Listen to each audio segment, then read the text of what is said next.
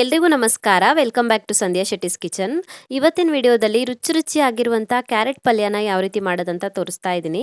ಈ ರೀತಿ ಪಲ್ಯ ಮಾಡಿಕೊಟ್ರೆ ಅನ್ನಕ್ಕಿಂತ ಜಾಸ್ತಿ ಪಲ್ಯನೇ ತಿಂದ್ಬಿಡ್ತಾರೆ, ಅಷ್ಟೊಂದು ಟೇಸ್ಟಿಯಾಗಿ ಬರುತ್ತೆ. ಬನ್ನಿ ಹಾಗಿದ್ರೆ ಯಾವ ರೀತಿ ಮಾಡೋದಂತ ನೋಡೋಣ. ಫಸ್ಟಿಗೆ ಒಂದು ಬಾಣಲಿನ ಕಾಯಿಸಿ ಅದಕ್ಕೆ 2ರಿಂದ 3 ಟೇಬಲ್ ಸ್ಪೂನ್ ಆಗುವಷ್ಟು ಎಣ್ಣೆ ಹಾಕ್ಕೊಳ್ಳಿ.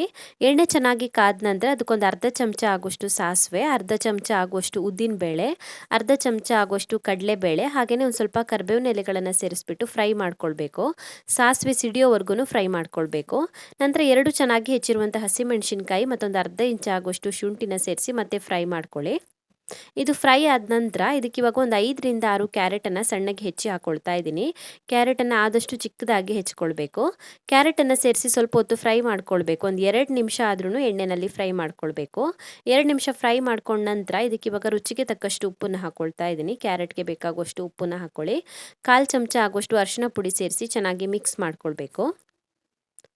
ಇವಾಗ ಇದಕ್ಕೊಂದು ಅರ್ಧ ಲೋಟ ಆಗುವಷ್ಟು ನೀರನ್ನು ಸೇರಿಸ್ಕೊಳ್ತಾ ಇದ್ದೀನಿ. ಜಾಸ್ತಿ ನೀರು ಬೇಡ, ಒಂದು ಅರ್ಧ ಲೋಟ ಆಗುವಷ್ಟು ನೀರನ್ನು ಸೇರಿಸಿ ಮುಚ್ಚಿ ಬೇಯಿಸ್ಕೊಳ್ಬೇಕು. ಕ್ಯಾರೆಟ್ ಪೂರ್ತಿಯಾಗಿ ಬೇಯೋವರೆಗೂ ಬೇಯಿಸ್ಕೊಳ್ಬೇಕು. ಕ್ಯಾರೆಟ್ ಚೆನ್ನಾಗಿ ಬೆಂದಿದೆ. ಇವಾಗ ಇದಕ್ಕೆ ತೆಂಗಿನಕಾಯಿ ತುರಿ ಹಾಕೊಳ್ತಾ ಇದ್ದೀನಿ. ನಾನಿಲ್ಲಿ 1 ಕಪ್ ಆಗುವಷ್ಟು ತೆಂಗಿನಕಾಯಿ ತುರಿ ತೊಗೊಂಡಿದ್ದೀನಿ. ಅರ್ಧ ತೆಂಗಿನಕಾಯಿ ಇದೆ ಇದರಲ್ಲಿ. ರುಚಿಗೆ ತಕ್ಕಷ್ಟು ಉಪ್ಪನ್ನು ಸೇರಿಸಿ ಚೆನ್ನಾಗಿ ಮಿಕ್ಸ್ ಮಾಡಿ ಮತ್ತೆ ಮುಚ್ಚಿಬಿಟ್ಟು ಒಂದು 3 ನಿಮಿಷದವರೆಗೂ ಬೇಯಿಸ್ಕೊಳ್ಬೇಕು. 3 ನಿಮಿಷ ಮೀಡಿಯಂ ಫ್ಲೇಮಲ್ಲಿ ಬೇಯಿಸ್ಕೊಳ್ಬೇಕು ಮುಚ್ಚಿಬಿಟ್ಟು. ಸೊ 3 ನಿಮಿಷ ಬೇಯಿಸ್ಕೊಂಡಾಗಿದೆ. ಚೆನ್ನಾಗಿ ಬೆಂದಿದೆ. ತೆಂಗಿನಕಾಯಿ ತುರಿ ಕೂಡ ಚೆನ್ನಾಗಿ ಬೆಂದಿದೆ, ಕ್ಯಾರೆಟ್ ಕೂಡ ಚೆನ್ನಾಗಿ ಬೆಂದಿದೆ. ಕೊನೆಯಲ್ಲಿ ಇದಕ್ಕೊಂದು ಸ್ವಲ್ಪ ಕೊತ್ತಂಬರಿ ಸೊಪ್ಪನ್ನು ಹಾಕಿ ಮಿಕ್ಸ್ ಮಾಡಿಕೊಂಡ್ರೆ ರುಚಿಯಾಗಿರುವಂಥ ಕ್ಯಾರೆಟ್ ಪಲ್ಯ ರೆಡಿ ಆಗುತ್ತೆ. ಸೊ ರುಚಿಯಾಗಿರುವಂಥ ಕ್ಯಾರೆಟ್ ಪಲ್ಯನ ಯಾವ ರೀತಿ ಮಾಡೋದಂತ ನೋಡಿದ್ರಲ್ಲ. ಸ್ವಲ್ಪನೂ ಖಾರ ಆಗೋದಿಲ್ಲ ಇದು. ಯಾವುದೇ ರೀತಿ ಮಸಾಲೆ ಹಾಕಿಲ್ಲ ಇದಕ್ಕೆ.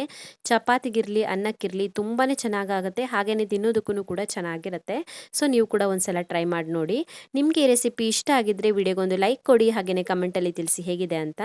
ಇನ್ನೂ ಹೆಚ್ಚಿನ ವಿಡಿಯೋಗಳಿಗೆ ನನ್ನ ಯೂಟ್ಯೂಬ್ ಚಾನಲನ್ನು ಸಬ್ಸ್ಕ್ರೈಬ್ ಮಾಡ್ಕೊಳ್ಳಿ, ಹಾಗೆಯೇ ನನ್ನನ್ನು ಫಾಲೋ ಮಾಡೋದನ್ನು ಮರಿಬೇಡಿ.